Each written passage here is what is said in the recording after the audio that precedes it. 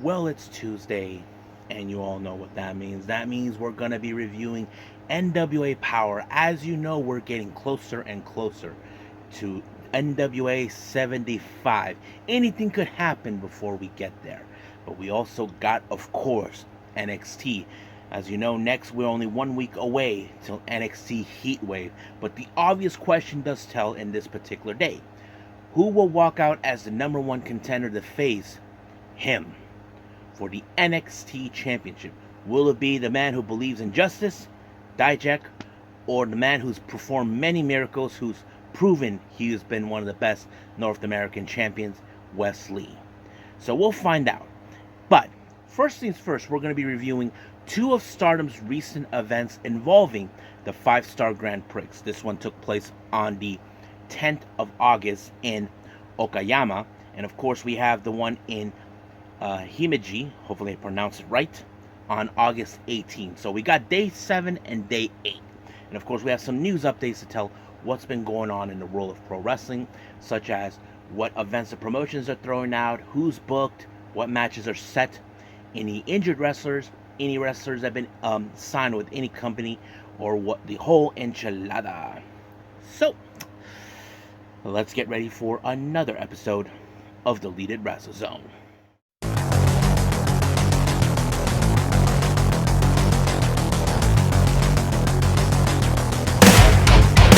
Are you ready?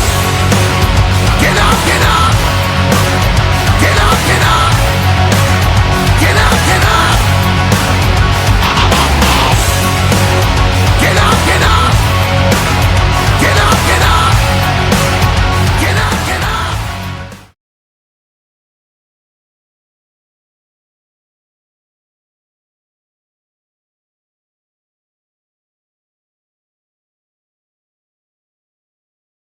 Welcome everybody to Deleted Wrestle Zone, all things that is pro wrestling with AEW, NXT, New Japan Pro Wrestling, Impact Wrestling, the National Wrestling Alliance, various promotions, wrestlers, matches, and championships. I am your host, J-Rod here. So, if you are new to the channel, welcome. I hope you guys enjoy every review on every promotion in pro wrestling that we can get our hands on. So if you like what you guys, please click the subscribe button. And of course, if you like this episode, give us a like or leave a comment down below. So now let's get started with our very first review, which is from the Yoshi Promotion Stardom. We're now in day 7 of the 5-star Grand Prix. Let me actually throw in a little bit of the recap for those who are new to the channel or those who haven't caught up what's been going on with Stardom. So let's explain a little bit what the 5-star Grand Prix is all about. The 5-star Grand Prix is an annual tournament that determines who will be the one to challenge for the World of Stardom Championship, which is known as the Red Belt, the top title in Stardom. So the idea is they picked about many wrestlers to compete. The idea how it goes, this is not an elimination tournament where you lose a match, you're done. No, you're given plenty of opportunities, but you have to gain points in order to do that. This tournament normally will last within a month or maybe a month and a half, depending on the duration of the amount of wrestlers that they used in this particular. Last year they went from August all the way to October, so that went very long. But however, the way this goes down, you win a match, you get 2 points. Lose a match, you get no points. But if the match ends in a time limit draw or double count out, it ends with a with 1 point each. So but it gets a little confusing once the points get added up, because we determine who will be in the finals. So the winner will be, in fact, much like New Japan, with the guaranteed position that the winner will get a shot of the title at Wrestle Kingdom. The same thing applies here in Stardom. The winner will get a shot of the Red Belt at Dream Queendom by the end of December. So right now, let's get started with this one. This is day 7. And Okayama, that took place on the 10th of August. Our first match, we have a 3-way match. We have Oedo Tai consisting of Rina and Momo Watanabe versus Hanako and Hina to take on Mega Bane and Mei Sita. Now, this is going to be an interesting match because, of course, Mega Bane has been a very dominant woman in the entire promotion. Not to mention, as you know, we already reviewed the Stardom show that took place on the 13th of August, where she faced Tam Nakano. If you guys haven't seen that review, go back to it. I believe that was episode 1049, I believe. So check it out. But this particular match ended, of course, with Megan Bayne winning the match when she applied the F5. And once again, she put Hanako for the second time in a row on the F5. So, proving her dominance once again. Now, our next match, we have Queen's Quest, consistent of Miyu Amasaki, Azumi, and Utami Ashida take on Club Venus's Waka Tsukiyama, Mariah May, and Mina Shirakawa. Now, as you know, there's some interesting developments in this type of match because, as you know, Mina and Mariah are trying to establish how much of a dominant tag team they have been since winning the tag titles recently. But in this case, this match ends with Mariah May applying the happily ever after in the match. I think Mariah May did that with Amasaki. But however, down the line, both women will come across their opponents. Mina will come across against Azumi, and Mariah May against Utami Ayashida. So those two better be well prepared when they get to that. Now, our next match, we have DDMs consistent of Maika, Tekla, and Julia taking on their long-standing rivals, the Cosmic Angels, consistent of The Apprentice, Yuna Mizumori, Saroi Onoi, and Tam Nakano. Now, if you guys don't know, you probably say, we're going to have another storyline between them. No, apparently Julia has had enough of Tam Nakano. She doesn't want nothing to do with her anymore because apparently everything she did to try to get rid of her, it did not work in her favor. But I do know Maika has her sights set on the red belt. She is determined to win the tournament, but she's not in the tournament match of today. But in the end, it was, of course, Tam Nakano with the Northern Cross onto Tekla, forcing her to tap out. So it was a pretty good win on the Cosmic Angel side. Now, our last match before we start the matches for the 5-star Grand Prix, we have Stars consistent of Momokogo, Sayaida, Hanan, Koguma, and Azuki taking on for the first time ever the entire membership of God's Eye, involving Konami, Ami Suri, Saki Kashima, Suri, and Mirai. Now, Saki and Konami, as you know, they were actually well known together as members of Oedo Tai until Konami left the promotion in late 2021, but she did came back as a member of God's Eye. However, this was going to be interesting because we're going to see how these two work together. But however, Saki was the one who suffered the heavy loss when she was pinned by Koguma, who was her opponent in the pay-per-view on August 13th for the high-speed belt. And however, that did not end there. Konami begins to question Suri. How is it that God's Eye became weaker now since Saki joined? However, Mirai decided to step up and defend her. But Konami wasn't having it. But of course, out of nowhere, Mirai was willing to put the white belt on the line against Konami. But this time, they're trying to prove who is right. Is Konami's right? Has Saki really made God's Eye weak? So that's the obvious question. I know that everybody are willing to give Saki a chance since it was Suri who defended her towards Oedo Tai. But we'll see what happens till then.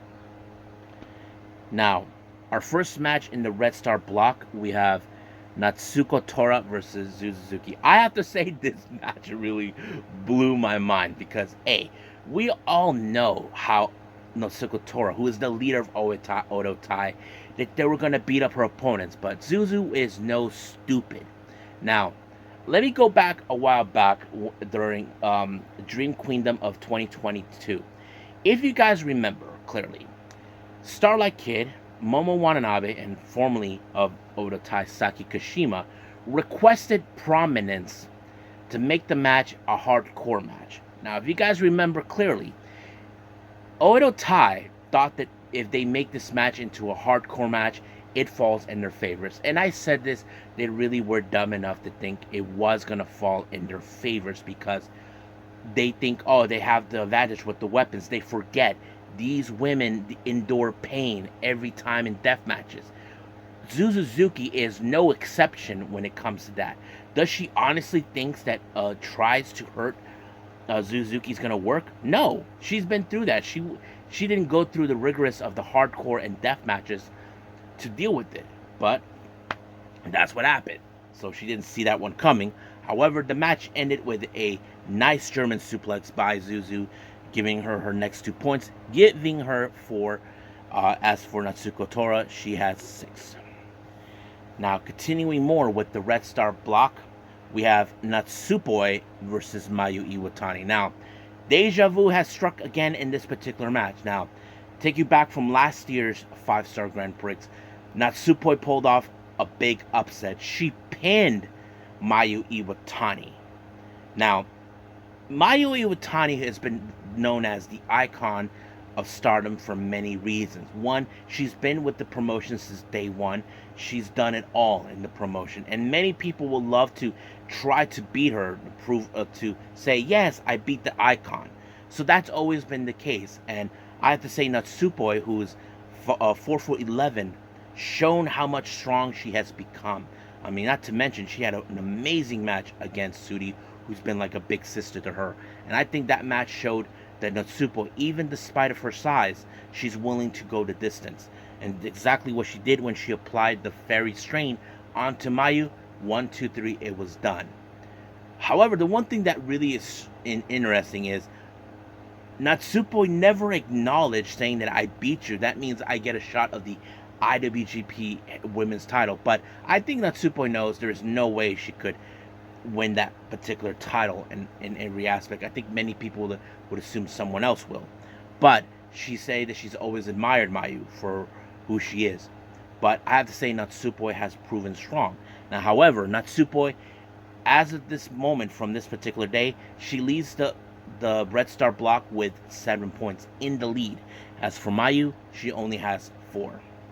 So that's very interesting. So I think that's it for now with this with day 7 of Stardom. Let's go with day 8.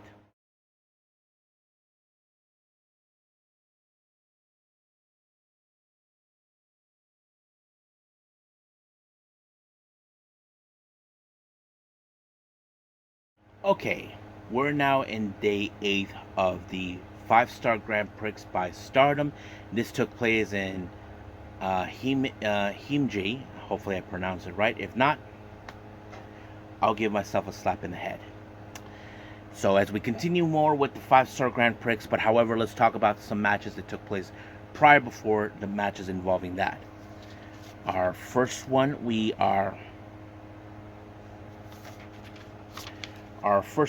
have Rina versus Miyu Amasaki versus Hina. Now, it's no secret in this type of match that anything goes wrong. But however, what is more interesting is Rina and Hina once again right face to face. Now, if you guys are big time Stardom fans, then you guys know what I'm referring to. Those who are new, you probably ask yourself what's so special about those two. Well, they're twin sisters. Yes, they're both from 2 different units. Rina with Oda Tai, Hina with, of course, Queen's Quest. But they do have an older sister. She's currently with Stars. Now, Rina is currently the Future of Stardom champion. She not too long ago won that belt from Ami Suri. Rina have always proven that belt was meant for her for a long time. She always had despising wrestlers who were older than her but has lesser experience. Like, let's say they have less of 3 years experience, calling them old hags, and they disrespect what the future belt stands for. So she believes that she is the true savior of that. But however, there is an advantage on her in this particular match for Rina. Masaki and Hina, they're both from the same unit. They're both from Queen's Quest. So it could be a 2-on-1 type of scenario if they want. But Queen's Quest have always been known over the years as a unit that are not afraid to throw down, even though they have to prove their worth as one of the toughest competitors. And that's always been the case, but that didn't That did not stop Rina regardless when she applied a jackknife, once again beating her sister Hina. Now sooner or later Hina will have to catch up and win the future belt. She is the last of the three Hanan sisters to pick up to win this belt. We know that Hanan is currently the longest reigning champion with the most consecutive wins that she's ever had. The obvious thing is, will Rina catch up to her? That is a good question. Now, our next match, we have Saya Ida versus Tekla. You can tell Saya Ida is strong, but Tekla, she's far more dangerous in the ring. You probably couldn't imagine. But she did apply the diving body press to pick up the win. Next match, we have Oedo Tai, consisting of Momo Watanabe, Starlight Kid, and Natsuko Tora, taking on Cosmic Angels, Yuna Mizumori, Natsupoi, and Tam Nakano. So you probably can guess there's going to be a lot of dirty tricks involved. This match could have won in Cosmic Angel's favor, but no, it was Momo Watanabe that picked up the win with the what was it called? The Hito Denashi driver onto Mizumori, gave them the win. Next up, we got Hanako once again teaming up with Club Venus, more consistently with Waka and Mariah May. They take on Stars, consisting of Koguma, Azuki, and Mayo Iwatani. So they're facing, like how we say, the core members of Stars, and I think that played out pretty well. But in the end, it was Koguma with the diving body splash onto Waka to pick up the win. Now, our next match, we have Mei Sita, Suzuki, Maika, and Mega Bane. They face the members of God's Eye, consisting of Ami Suri, Saki Kashima, and Suri and Mirai. Once again, Saki Kashima, with her little baby frightness, is afraid of Megan Bane. Everybody is afraid of her because she is the strongest woman you don't want to mess around with. But of course, Megan Bane continues to use Mei Sita as a weapon.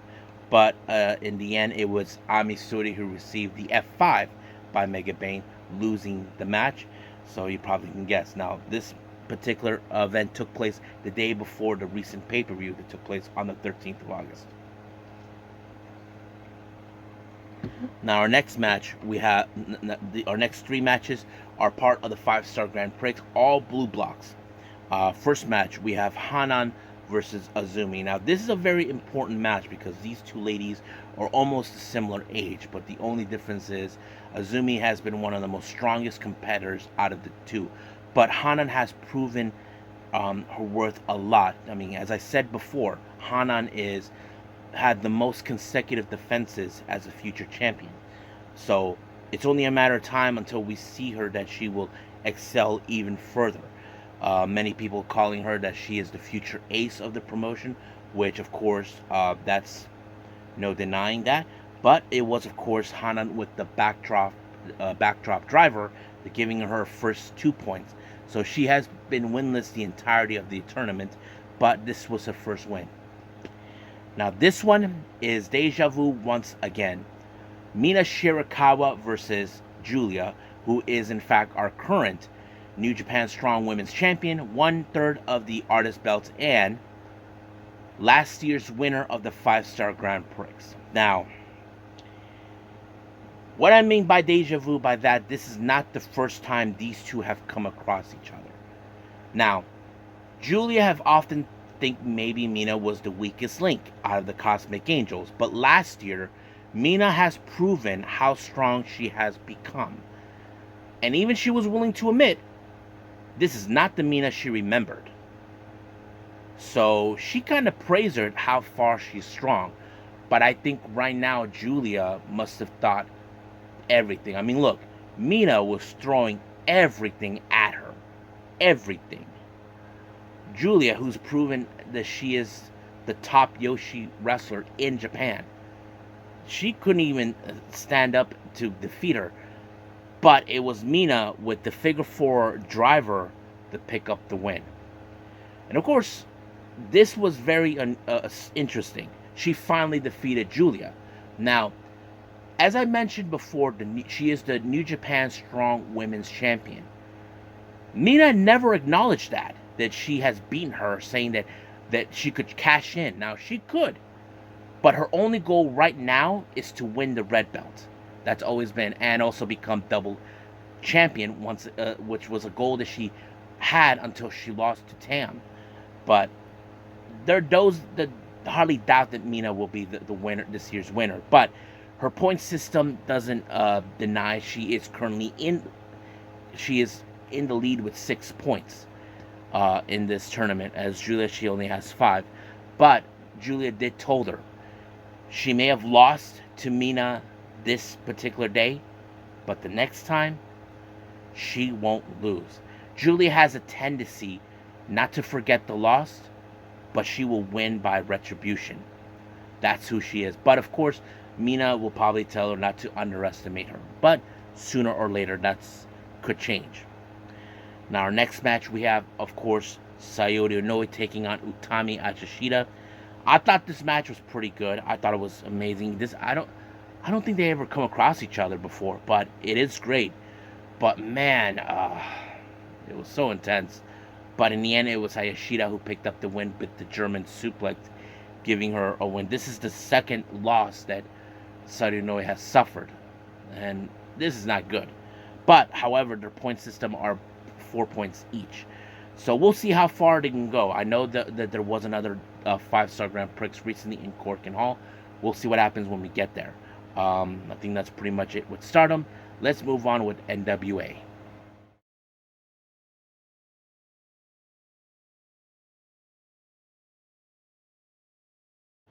Alright, NWA Powerrr.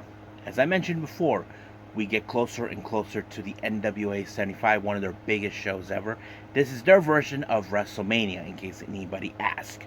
So our first opening match, we have Joe Alonso teaming up with Colby Corino to take on members of the Southern Six, Alex Taylor and Kerry Morton. Now, however, this particular match was brought upon by Alonso and Corino.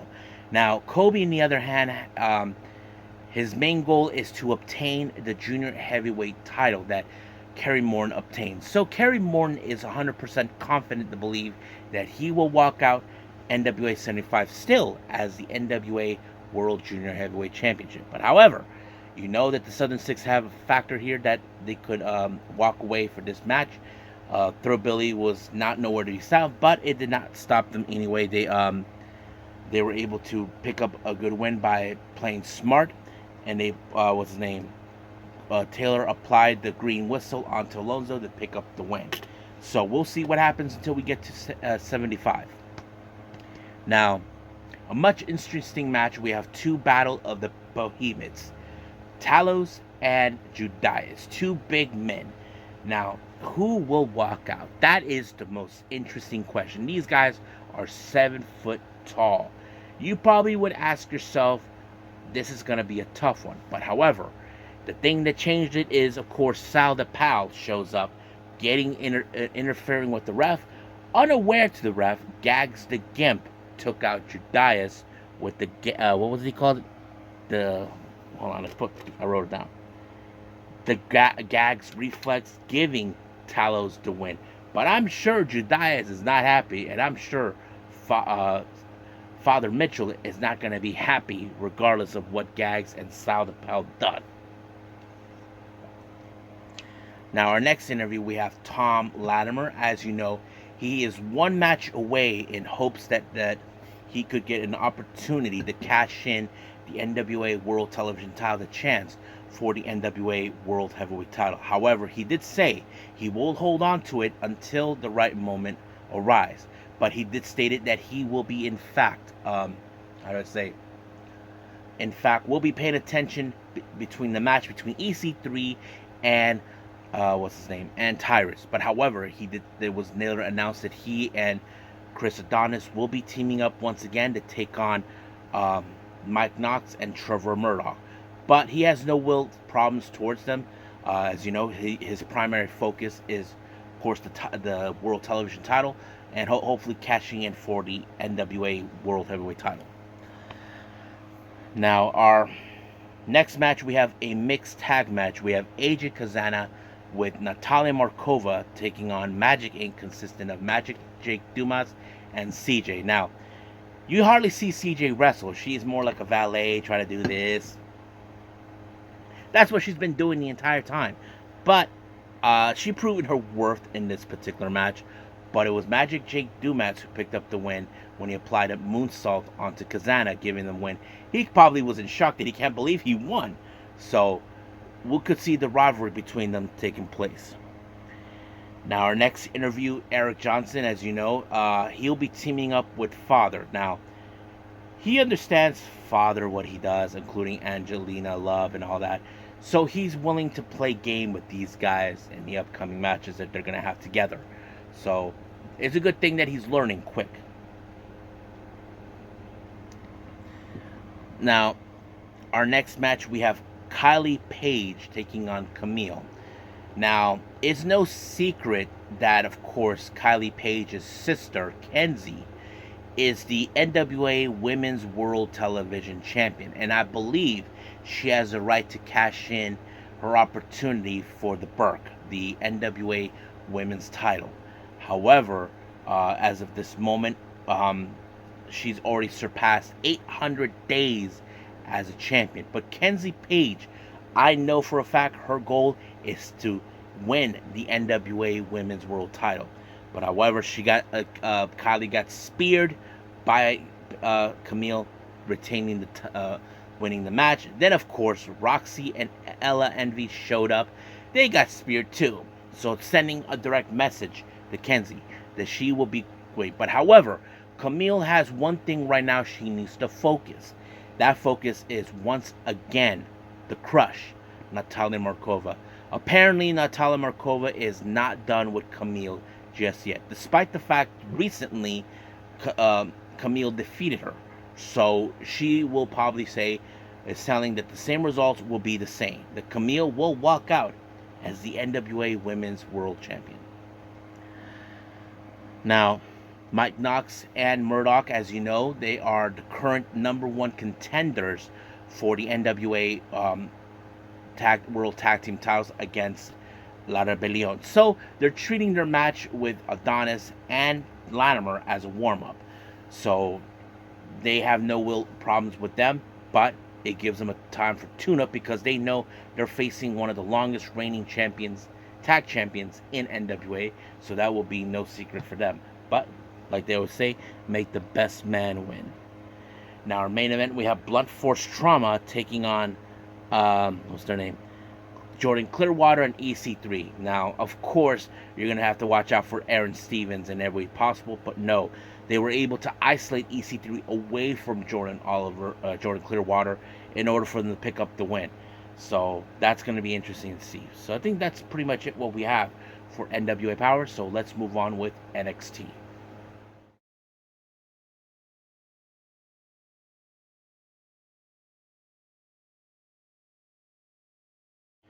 Okay, our final review is NXT.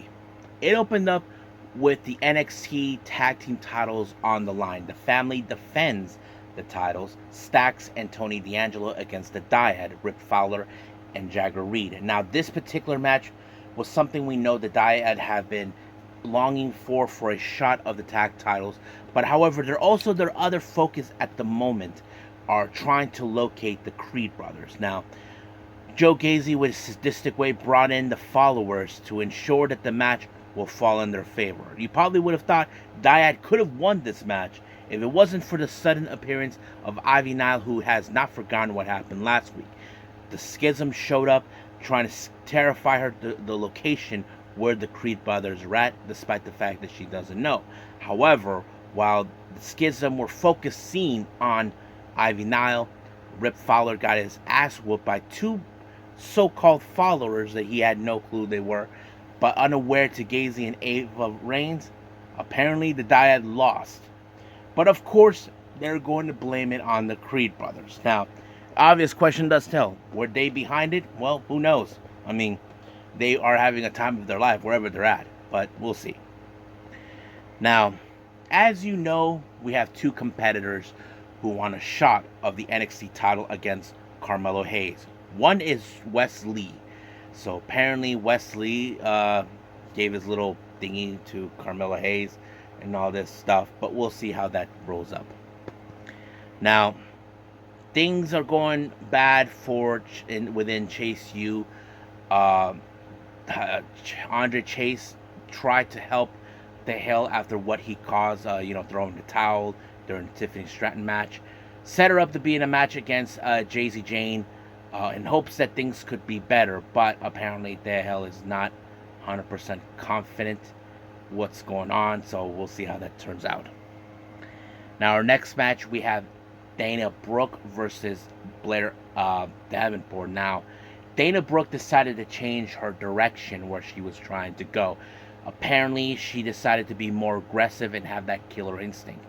Kelani Jordan is having a hard time trying to accept that direction in some capacity. Now, I don't blame Kelani Jordan what she's feeling, but there was a moment that she tried to stop Dana Brooke from crossing the line by using the chair during her match, but it did result of Dana Brooke losing the match when Blair Davenport applied a knee strike. But I wouldn't be surprised if Dana Brooke attacks Kelani Jordan. Now, once again, Mello, as you know, he had to deal with Hayes. He once again had to deal with the so-called man of justice, Dijak, but he told him, worry about Lee, all right? You're not in Heatwave. I am.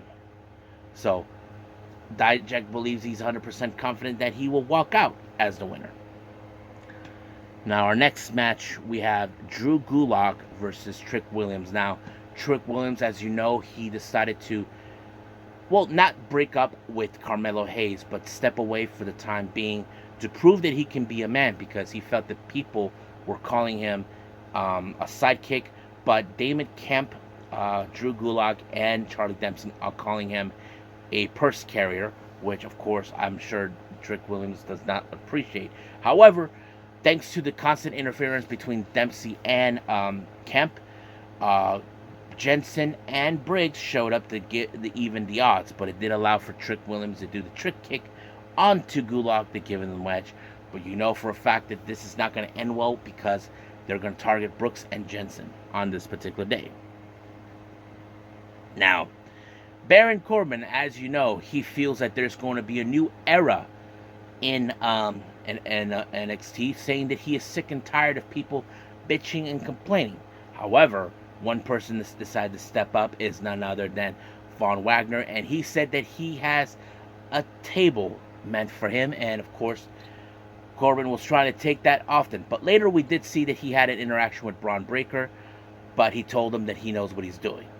But of course, Braun Breaker, he probably knows that he doesn't have a chance. Now, as you know, recently, Rhea Ripley is so proud of her Dom retaining the NXT North American title, but it appears now that there's going to be a mixed tag team match that could happen at Heatwave. Apparently, there's going to be Dom and, of course, Rhea Ripley to team up. They'll face off against Lyria Valkyria and Dragon Lee. What I like about this segment between Lyria Valkyria and Dragon Lee is like, okay, they're saying certain things in their native language, like, what is that supposed to mean? You know, that sort of thing. But nonetheless, I think they'll work together very well. Now, speaking of the North American title, Mustafa Ali decided to do a little propaganda video about saying that the North American title has been disgraced on many occasions by Wes Lee and Dominic Mysterio. So he believes that he is the true savior of what the NXT North American title needs. So he's asking the people to rise up and stand by his side, like he thinks like he's running for election. Now, speaking of the NXT title, we have our number one contenders, Wes Lee and Dijak. This match, oh my goodness, it was going to be a brutal match. You probably would have assumed that Dijak would do whatever it takes to try to dismantle. Now, the last time these two tangled, this was for the North American title, but Wes Lee was able to overcome it.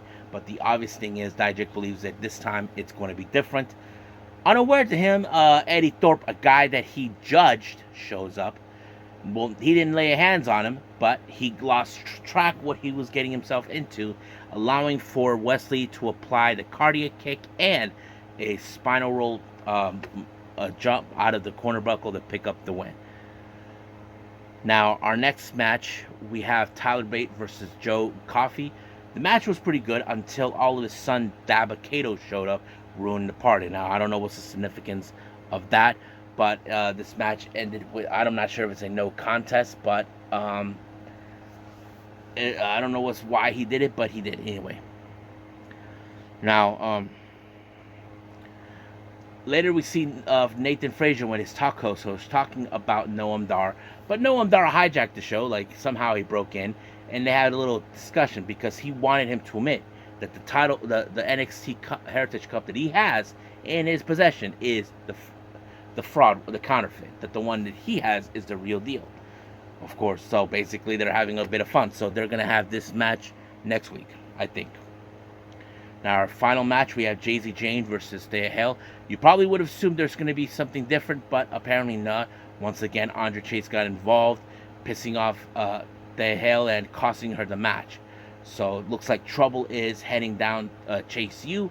Hopefully, Andre Chase can find a way to fix it or just step down. Who knows how it's going to go. Now, we have the official contract signing between Carmelo Hayes and Wesley. This match will take place in Heatwave. Now, these two have come across each other in the past, but this is during the North American title reign. So this is going to be interesting. Now, I highly doubt, in my opinion, in this match between them in Heatwave, it's going to end with Wesley winning. I know that he will win that title sooner, like a little later or so, but we'll find out until then. So let's just end it right here with NXT and move on with some news updates.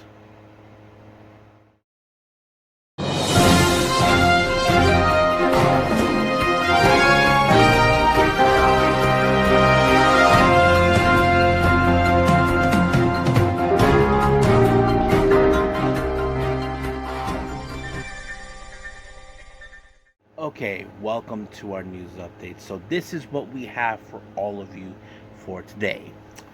Kitsune Women's Wrestling, as you know, they've been announcing the matches involving all of the Yoshi wrestlers, including wrestlers here who are homegrown here in the U.S. Well, there's several more matches that have been announced for of this particular day that takes place on the 22nd of October. We have Hibiscus Me. She'll be in action to take on Nicole Savoy.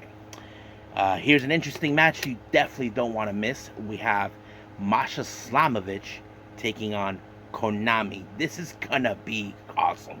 However, there's going to be a three-way match for the Kitsune World Championship. And here, who's going to be involved in this? Unagi Sayaka, Dark Sheik, and Tai Hamna. Okay, I'm a bit biased on this particular match, but to be fair, I would like to see Unagi win. I mean, I know people have been joking around recently with Mina's losses. They would say, "See, I won a title." So that kind of goes like that, I would say. But that's just me. But nonetheless, I'm pretty sure there'll be more matches announced for this particular day. But from what I understanding, this show has already been stacked. And not to mention, it's already been sold out. Not sure yet if this will be broadcast or anything. I'll find out soon enough, but we'll see. Now, moving on. Speaking of women's wrestling, as you know, they've been announcing more of the Wrestling Revolver's Women Grand Prix that will take place on the 8th of October. Entry number 4 and 5 have been announced. We have Marina Shafir will be involved. And then, of course, there's Rachel Armstrong. I don't know who she is, but she is part of the show. Singapore Pro Wrestling announced for their upcoming event later on this month on the 18th.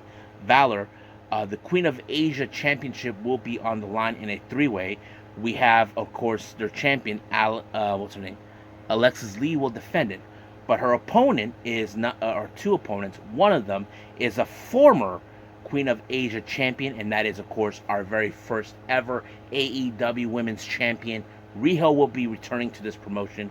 And will she become champion again? Well, we don't know. But the other opponent is none other than someone you may or may not have heard of, another Yoshi wrestler named Amchan. I'm a fan of her. She's quite different from everybody else that I know of. Prominence has announced for their their September 6th event in Shinkiba. Now, a match was announced, and I did not see this one coming. Risa Sarah will be in action to take on Nao Ishikawa. It's kind of interesting because we weren't sure what Nao Ishikawa will be doing. Now, the last time we saw Nao Ishikawa, she was in fact, how to say, with her last match, she was involved in a Tam Nakano versus Tam Nakano in New Blood. Now, she did say she would like to do more stuff with Stardom, but we still yet to hear from that. But we'll see how this one rolls out. The RevPro has announced for their 11th anniversary show that takes place on the 26th of this month. The undisputed British Women's Championship will be defended. The champion Alex Windsor defends the title against Mickie James and Hyan. Now, Hyan has been with RevPro before, so we'll see how that rolls up as well. For our GCW update, for the Crush Up event that takes place on the 10th of September, we have Tony Deppen taking on Francesco Akira. So if I'm Akira, I'll be more careful with Tony Deppen, the a-hole, because he was stopping nothing to get a win. West Coast Pros updates. For the From the West Coast with Love event that takes place on the 10th of September, Vinny Masario will be in action to take on Kevin Knight. Now, speaking of West Coast, their 5th anniversary show, West Coast 5, that'll take place on October 11th. Timothy Thatcher is set to appear. Now, Jersey Championship Wrestling Dog Day Afternoon that takes place later on this month on the 20th. They announced for Billy Starks versus Haley Dillon. I don't know who she is. Now, interesting new developments here that I discovered. Mason Ryan, if you guys don't know who he is, he was a member of the Nexus. He was a former WWE superstar. No one knows what happened, but news has come around that he's recently been working as a part of Cirque du Soleil. So there's photos of him, all dressed up, so it's kind of interesting. Now, our final update here. This was a very interesting one. Adult film star Alexis Fawx was recently been in training in pro wrestling with Jay Lethal. I don't know exactly what's the significance of that, but don't know. But she seems like she's learning a lot from Jay Lethal. So we'll see how this progresses with her. I'm not sure why she's getting involved in pro wrestling, but I'll stick to the story as much as possible. So we'll see about that. I think that's pretty much it. So let's just call it a day. Well, I hope everybody enjoys this episode. Coming up, as you know, we have AEW Dynamite. Now, however, I haven't decided what else I'm going to be doing on a Wednesday. I'll just wing it for everybody, not to waste anybody's times. Right now, I'm still working on the DWZ Kyrie episode. And as much as I also want to do another Unagi Sayaka Watch episode. So stand by for those two. I'll be hopefully done between those. We'll see what happens until then. But for now, I will see you guys in the next DWZ time. Same DWZ channel. I must bid all of you adieu. So, goodbye. Mwah. And have a nice day. Bang.